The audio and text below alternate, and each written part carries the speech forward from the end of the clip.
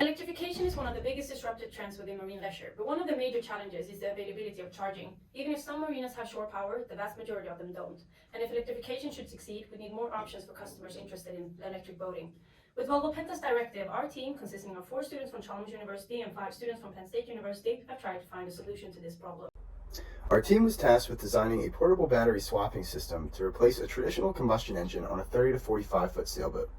It was assumed that the electrical infrastructure of such a system was already in place, so the main focus of our design was on the swapping system itself. In addition to the swapping and battery system, customer needs, alternative uses of the battery, and the feasibility of actually implementing this design in real-world application were investigated. We investigated the system and realized that the focus should be on the swapping system. The research we conducted was the most optimal battery size and its placement on the boat. Then we could narrow it down to focus on the mechanical bit of the system and how to, in an easy and ergonomic way, swap the batteries. To find the best solution, we conducted a customer research, including a survey that gave us approximately 200 answers. We also did deeper interviews to investigate what kind of needs and problems sailboat owners have today. Team will have the highest capacity for the battery in amp hour as much as possible. With this implementation, the team then calculate the engine running time to be 1 hour and 52 minutes. In addition to battery performance, user compatibility was a major factor that had to be taken into consideration. We wanted the design to be both safe and easy to use. We ideally wanted to have the swapping mechanism to be operable by 1 to 2 people, which meant that each of the components should be as light as possible.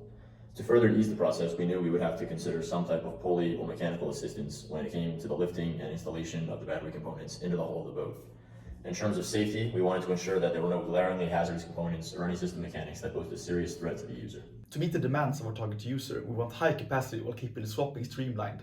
Based on existing batteries, we arrived at a solution with 10 modules at 5 kWh each. With multiple battery modules, the system allows for high capacity as well as more flexibility. For example, a sailor could carry extra batteries for longer trips and perform a manual swap for more power on demand. In order to remove the discharge battery modules from the hull of the boat, the team designed a pulley system. This pulley system sits in a track in the bottom of the boom and can slide along the entire length of the boom. This allows the boat owner to position the pulley over the hatch for the batteries to lift them out.